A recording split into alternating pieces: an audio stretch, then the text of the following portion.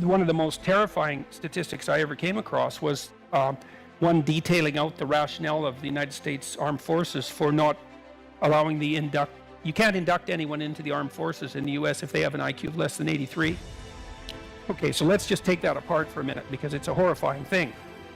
So the US Armed Forces has been in the forefront of intelligence research since World War I because they were on board early with the idea that, especially during wartime when you're ramping up quickly, that you need to sort people effectively and essentially without prejudice so that you can build up the officer corps so you don't lose the damn war. Okay, so there's real motivation to get it right, because it's a life and death issue.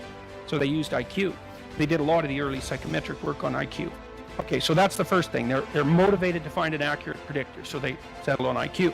The second thing was the United States Armed Forces is also really motivated to get people into the armed forces, peacetime or wartime. Wartime, well, for obvious reasons.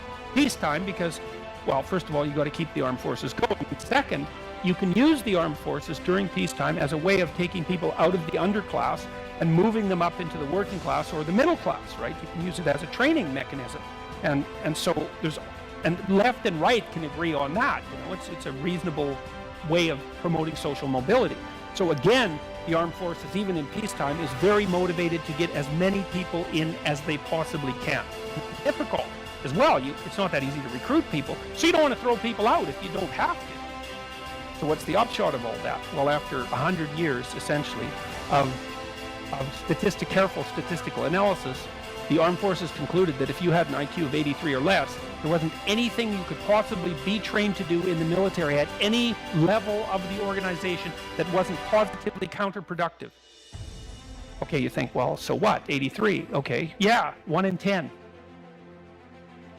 1 in 10. That's 1 in 10 people.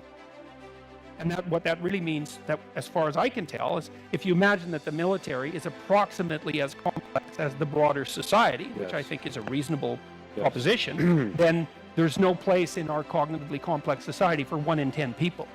So what are we going to do about that?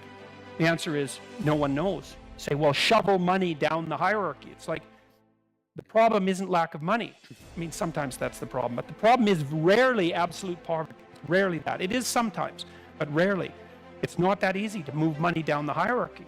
So, first of all, it's not that easy to manage money. So, it's a vicious problem, man. And so, it's hard to train people to become creative, adaptive, problem solvers. It's impossible. You can't do it. You can't do it. But you can't do that.